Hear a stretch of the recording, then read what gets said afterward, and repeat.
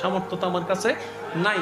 ও মওলা, কত কাজের কারণে তো নামাজ ছুটে যাচ্ছে ইচ্ছাই অনিচ্ছাই। মওলা, আমি এতগুলো সওয়াব কিভাবে কামাবো? রব বলে যে মালিক আমি আছি তো। সুবহানাল্লাহ। আর তুই তো অন্য নবীর উম্মত না, তুই তো আমার নবী রাহমাতুল লিল আলামিনের উম্মত। তোদের জন্য আমি স্পেশাল সুযোগ রাখছি। আল্লাহ কি? সূরা ফুরকানের ৭০ নম্বর আয়াতে আল্লাহ পাক বলছেন, ইল্লা মান তাবা ওয়া আমানা ওয়া আমিলা আমালান সালিহান ফাউলাইকা ইউবাদদিলুল্লাহু সাইয়্যাতিহিম।